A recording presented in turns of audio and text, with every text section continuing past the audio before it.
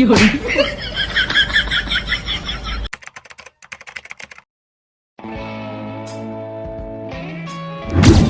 हुन्छ राजेन्द्र भण्डारी, एकदम सोझो मान्छे।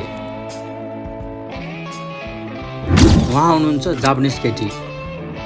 आजको कहानी यसैको बारेमा। उहाँ हुनुहुन्छ अनुप। जापानिज भाषा आउँदैन तर पनि मलाई जस्तो कसलाई पनि आउँदैन भन्ने खालको मान्छे। आउनुहोस् अब सुरु गरौँ।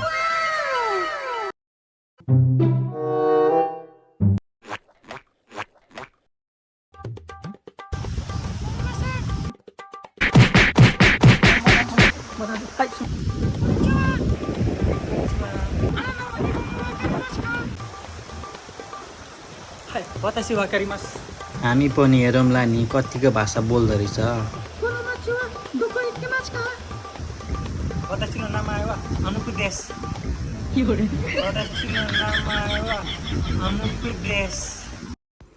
खुब आउँदो रहेछ तँलाई जापानिज भाषा।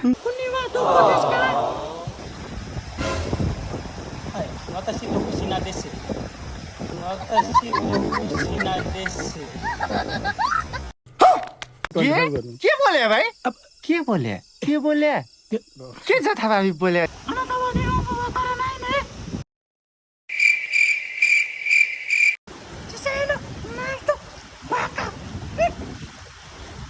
अब बुढालाई मैले के भन्ने होला त?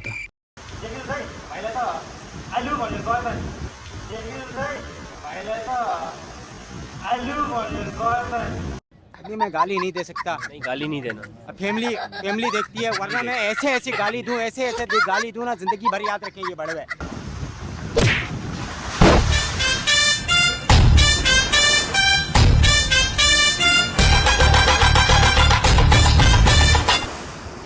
आई लभ यु भन्यो,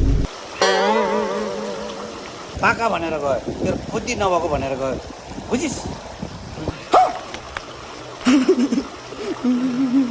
भाषा आउँछ भन्थिस् नि, खाइ छैन? खुब खाइ छैन अब?